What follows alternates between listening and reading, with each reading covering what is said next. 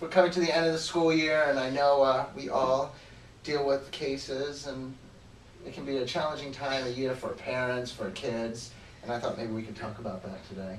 Transition and summer. I don't know about you guys, but my caseload has been really challenging, and this year it's mostly the seniors who are going off to college. I've seen a lot more of that, and that's kind of what I've been working with. What I'm seeing right now is most of our seniors have left the building for internships, so the younger kids are a little bit of a struggle because they're still there, they have exams coming up, their brains are saturated, they don't really know what to do with all of this space, and then their energy's not there. So I think it'd be great if parents could just help their kids go outside and just kind of de-stress a little bit, just clear your brain. It's almost like a computer that needs to be hit delete with some stuff, make more room for the studying, for the exams that are coming up, and just discharge some of that energy so they can focus a little better. It's important for parents too, maybe not to have too high of expectations in their minds of what 16-year-olds should be doing, whether they should be looking for a summer job or not. They might just need some time first to kind of let down, especially after finals, Right. And what they're doing. So it's probably important for parents to know themselves also, and be able to check themselves a little bit in their own anxiety that they're having with their kids finishing this step and going to the next. And maybe one of the ways to do that is to offer their kids tools that they can use. Parents want to be helpful, to offer them some concrete things that might help them. I know we use a bunch of things in the high school. Yeah, definitely. I think some really effective strategies have been helping kids journal, write down their thoughts and their feelings and their concerns about the transition. I think it really helps them to sort through their feelings. Another effective strategy has been making lists of pros and cons about the transition, and then finding some effective ways to navigate around those cons.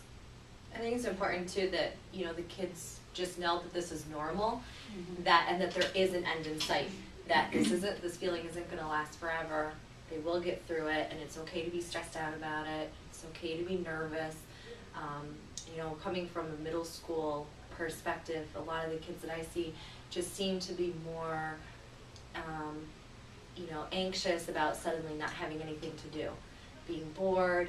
Mom and dad are at work, and so I think it's important that parents help connect their kids to different resources in the community, like a camp or a club, or a fun time with friends, and then also to recognize if your kids do see a social worker or a guidance counselor or somebody on a regular basis, that they connect them with someone over the summer so that they have that support system, because I think a lot of the kids feel anxious about suddenly not having anyone to talk to. I think that's excellent advice, in particular because change and transition is a challenge throughout the lifespan, and this is a real opportunity for kids to learn how to manage change, how to manage transitions, and with a parent's support, that can really assist in their skill building for that process. Mm-hmm. And maybe starting early too, and talking, with your student about this now, because, not in that very last week of school, and starting to talk about what the plan will be for the summer, but starting now when we have a couple weeks left. Mm-hmm. So they just, all that anticipatory anxiety, they can kind of lessen that by knowing, what's ahead for them. Mm-hmm. I think if we start younger, teaching kids how to balance downtime with academic time, and so you can, as you age, you get, you just transition with that, because there is a lot of downtime, and then we've become a society that's so over technologically plugged in all the time that kids get anxious when they don't have that resource. Like, what if you lose your phone and you can't get your text? You get anxious. Well, if you can learn early what it's like just to relax and have downtime, it keeps the stress level down. It's so funny, we have so many of our students that come to us, for these techniques, and when summer comes in, and I think you brought that up, Stephanie, I think it's important that families know, and I'm trying to reach out to the New Canaan community, hey, you can call our Kids in Crisis hotline 24 hours a day, 7 days a week. We can meet within an hour. You want to meet, we can meet you at the restaurant, the diner, kind of a neutral, safe space where everyone will feel comfortable.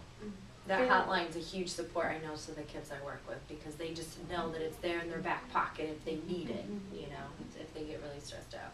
And the parent involvement, I think, is really important too. Like, I know at our school, we have a 9th grade parent and student meeting that they can come to during the summer. And then there's another meeting later in the semester, like October, November. And I think parents that are going to those meetings with their kids, it's helping them with that transition.